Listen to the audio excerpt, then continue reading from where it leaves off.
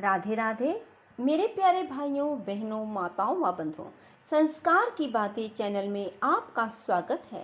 बंधुओं, आज आषाढ़ी पूर्णिमा के दिन मैं आपको सुना रही हूँ भगवान विष्णु की कथा। बंधुओं, पूर्णिमा के दिन भगवान विष्णु की कथा सुनने मात्र से भगवान विष्णु अपने भक्तों की सभी इच्छाएं शीघ्र पूरी करते हैं। बंधुओं, पूर्ण विश्वास और सच्ची निष्ठा के साथ एकाग्रचित्त होकर ही भगवान विष्णु की इस कथा को सुने और सुनने के बाद कमेंट बॉक्स में जय विष्णु भगवान लिखना ना भूलें। बंधुओं, यदि आपने हमारे YouTube चैनल संस्कार की बातें अब तक सब्सक्राइब नहीं किया तो जरूर करें और बेल आइकन दबाना ना भूलें, ताकि आपको हमारी आने वाली सभी वीडियोस की जानकारी सबसे पहले हो सके। बंधुओं, वीडियो को पूरी सुने। बोलो विष्णु भगवान की जय हो।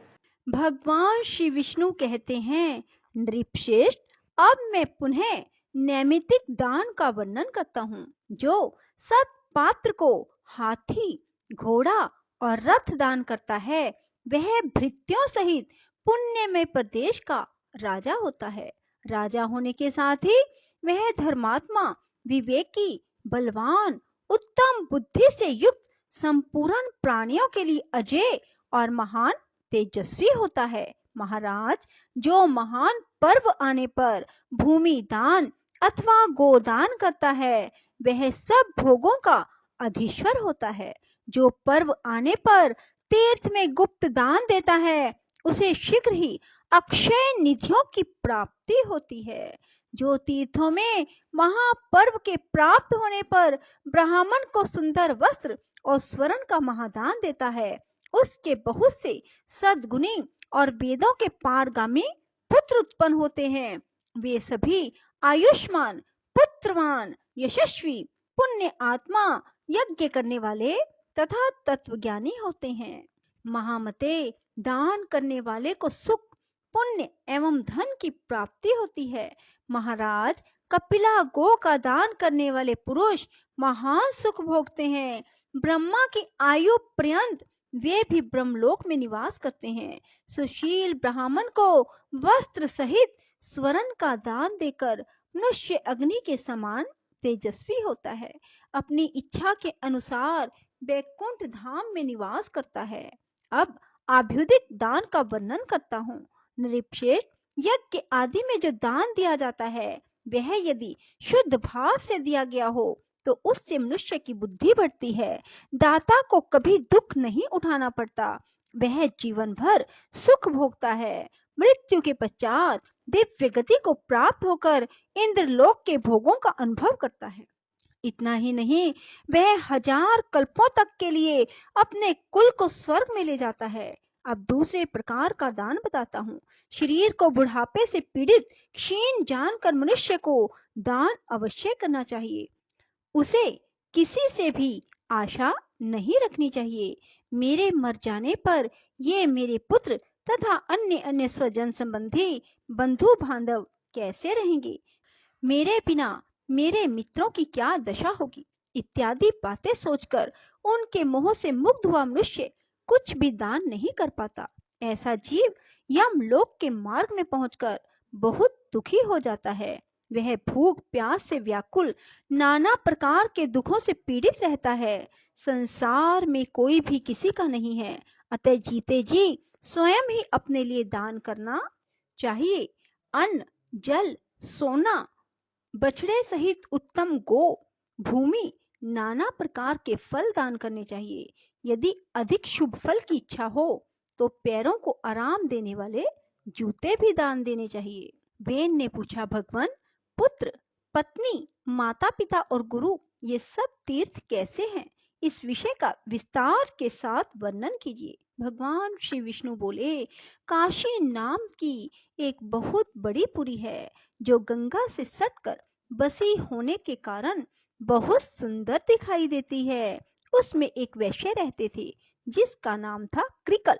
उसकी पत्नी परम साध्वी, उत्तम व्रत का पालन करने वाली थी। वह सदा धर्म आचरण में रत और पतिव्रता थी। उसका नाम था शुक्ला। शुक्ला के अंग पवित्र थे। वह सुयोग्य पुत्रों की जननी, सुंदर, मंगलमयी, सत्यवादिनी, शुभा और शुभ स्वभाव वाली थी।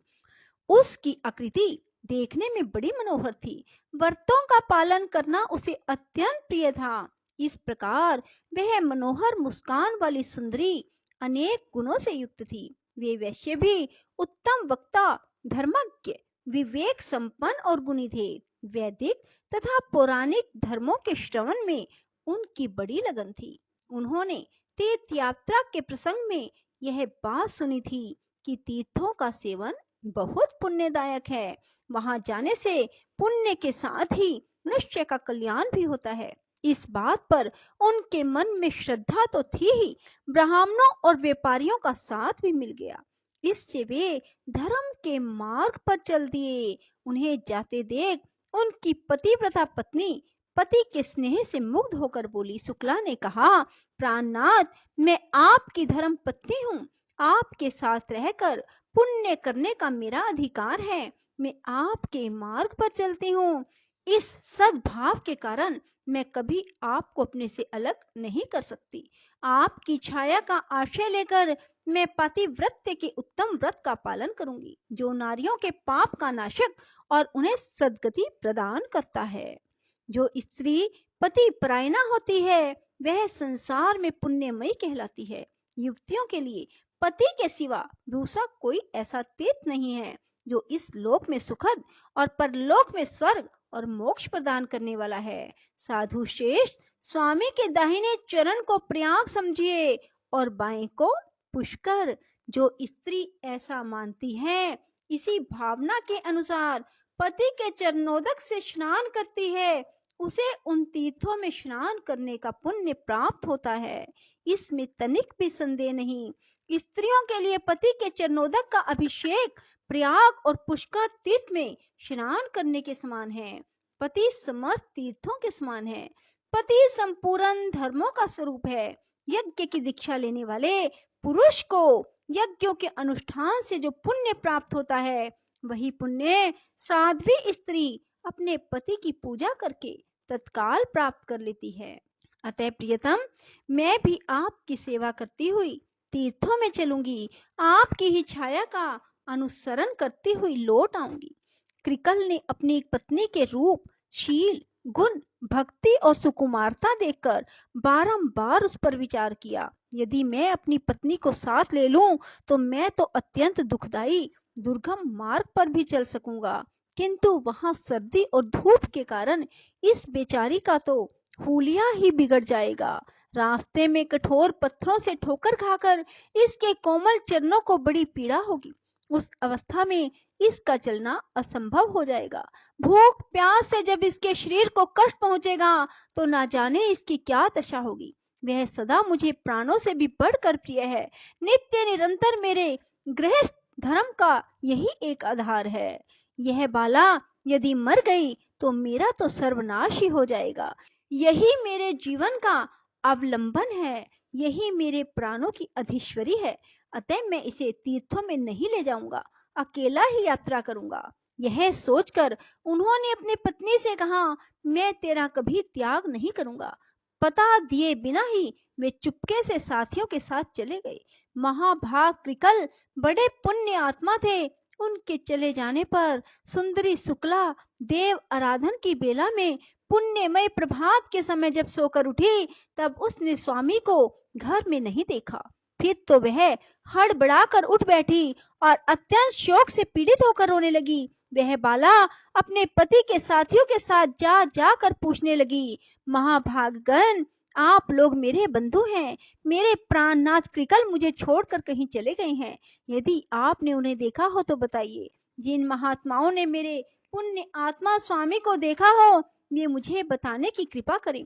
उसकी बात सुनकर जानकार लोगों ने उससे परम बुद्धिमान कृकल के विषय में इस प्रकार कहा, शुभे, तुम्हारे स्वामी कृकल धार्मिक यात्रा के प्रसंग से तीर्थ सेवन के लिए गए हैं। तुम शोक क्यों करती हो? भद्रे, वे बड़े बड़े तीर्थों की यात्रा पूरी करके फिर लौट आएंगे। राजन, विश्वासी पुरुषों के द्वारा इस प्रकार विश्वास दिलाए जाने पर शुक्ला पुनः अपने घर में गई और करुण स्वर से फूट फूट कर रोने लगी। वह पति प्रायणा नारी थी। उसने यह निश्चय कर लिया कि जब तक मेरे स्वामी लौट कर नहीं आएंगे तब तक मैं भूमि पर चटाई बिछा कर सोऊंगी। घी, तेल, दूध, दही नहीं खाऊंगी।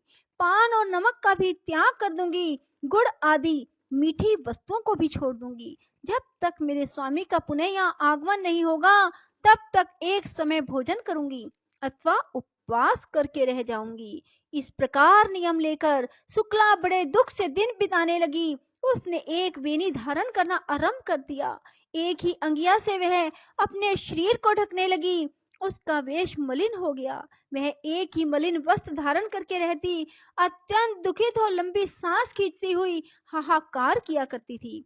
विरह अग्नि से दग्ध होने के कारण उसका शरीर काला पड़ गया, उस पर मैल जम गया। इस तरह दुख में आचार का पालन करने से वह अत्यंत दुबली हो गई। निरंतर पति के लिए व्याकुल रहने लगी। दिन रात रोती रहती। रात को उसे कभी नींद नहीं आती थी और ना ही भूख लगती थी। शुक्ला की यह अवस्था देख उसकी सहेलियों ने आकर पूछा, सखी शुक्ला, तुम इस समय रो क्यों रही हो? सुमुखी, हमें अपने दुख का कारण बताओ।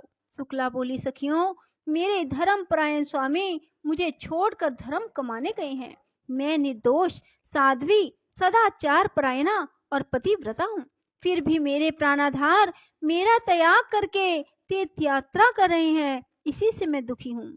उनके वियोग से मुझे बड़ी पीड़ा हो रही है। सखी, प्राण त्याग देना अच्छा है, किंतु प्राणाधार स्वामी का त्यागना कदापि अच्छा नहीं। प्रतिदिन का यह दारुण वियोग अब मुझसे नहीं सहा जाता। सखियों, यही मेरे दुख का कारण है। नित्य के विरह से ही मैं कष्ट पा रही हूँ। सखियों ने कहा, बहन, तुम्हारे पति तीर्थ यात्रा के लिए गए हैं। यात्रा पूरी होने पर वे घर लौट आएंगे। तुम व्यर्थ ही शोक कर रही हो, वृथा ही अपने शरीर को सुखा रही हो, अकारण ही भोगों का परित्याग कर रही हो। अरे, मौज से खाओ पियो, क्यों कष्ट उठाती हो? कौन किसका स्वामी, कौन किसके पुत्र और कौन किसके सगे संबंधी है? संसार में कोई किसी का नहीं है, किसी के साथ भी नित्य संबंध नहीं है। बाले, खाना पीना और मौज उड़ाना यही संसार का फल है।